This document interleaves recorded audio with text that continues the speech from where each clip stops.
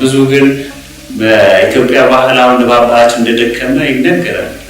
እንግዲህ የኢትዮጵያን ባህል ስንመለከት ቀድሞን አባቶቻችን እናቶቻችን ምን ያህል አንባቢ እንደነበሩ ምን ያህል መጽሐፍት እንዲጻፉ ይፈልጉ እንደነበሩ ነገስታትን ብናያቸው እናቶቻችንን ብናያቸው እንዴት ለመጽሐፍ እንደነበራቸው ከታሪክ አንፃር ማየት እንችላለን። ስለዚህ ጸሐፊ ቀጥረው እንዲጻፍ እየተደረገ ይሰሩ ነበር ስንመለከት ቀድሞ ኢትዮጵያን ያህል አንባቢ እንደሆኑ እናያለን። በተለይ እንግዲህ የመጽሐፍ ጥናትን ከብራና መጽሐፍ ጽሑፎችን ስንመለከት በኢትዮጵያ ቤተክርስቲያን በብራና የተጻፉ ከ250,000 በላይ መጽሐፍት እንዳሉ አሁን መዘክር ሄደን መጽሐፍትን ቼክ እናደርግ የት እንደሚገኙ በሀገር ውስጥም በውጭ በተለያየ መልኩ የተሰሩ መጽሐፍት እንዳሉ እንመለከታለን። እና ኢትዮጵያ ምን ያህል አንባቢ እንደሆነች ምን ያህል ሊቃውንቱ ጸሐፊዎች እንደነበሩ ምን ያህል ለመጽሐፍት ፍቅር እንደነበራቸው ስናጠና እንደነቃለን።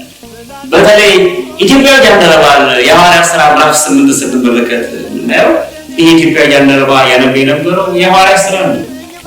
የሐዋርያት ሥራ ምዕራፍ 8 ላይ ስናነብ ያነብ የነበረው የትንቢተ ኢሳይያስ እንደሆነ ይነግረናል። ስለዚህ እንግዲህ የኢትዮጵያዊ ጃንደረባ ትልቅ ስልጣን የነበረው ሰው በነገስታቱ ወገን የነበረ ስልጣን በውስጥ ደግሞ እንዴት ያነብ እንደነበር ስንመለከት ምን ያህል ኢትዮጵያውያን አንባቢ መሆኑ የምናይበት ኢሳይያስን መጽሐፍ ሲያነብ ተገኝና አንባቢነት የኢትዮጵያ ባህል እንደሆነ ነው የሚታወቀው። በተለይ ደግሞ ቤተክርስቲያን ለንባብ ያላትን ፍቅር ስንመለከት ገና በሕፃንነት ጀምሮ ፊደል ለይተን መልእክተ ዮሐንስን አቦጊዳን አውቀን መዝሙረ ዳዊት እንድንማር በተለይ መጽሐፍትን ከማንበብ አንፃር እንደውም ሰለስቱ ምዕት ብለው ያስቀመጡት ሕፃናትን ቅዱሳት መጽሐፍት መዝሙረ ዳዊትን እንዲያነቡ መጽሐፈ ምሳሌ እንዲያነቡ የሶሎሞን መጽሐፍት መጽሐፈ ምሳሌ እንዲነበቡ አስቀምጠዋል። እዚህ ሕፃናቱ ራሱ የንባብ ባህላችን ከታች ማደግ እንዲችል አድርገው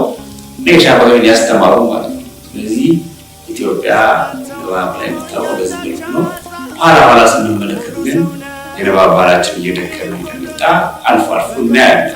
ይሄ ራሱ ሰፊ ጥናት የሚፈልግ ቢሆን ግን ከቅዱሳት መጽሐፍት አንጻር እውቀታችን ምን ያህል ማደግ እንዳለበት በዘመን ስንመለከት ንባብ በደንብ ማጠናከር እንዳለበት በተለይ ደግሞ የቅዱሳት መጽሐፍት እያሰብን እንግዲህ ስናነብ እግዚአብሔር አምላክ ኢትዮጵያዊ ጃንደረባ ኢሳይያስን መጽሐፍ ሲያነብ እንግዲህ መምህር ላከለት ያ መምህር የመጣው ፊልጶስ አስተማረው።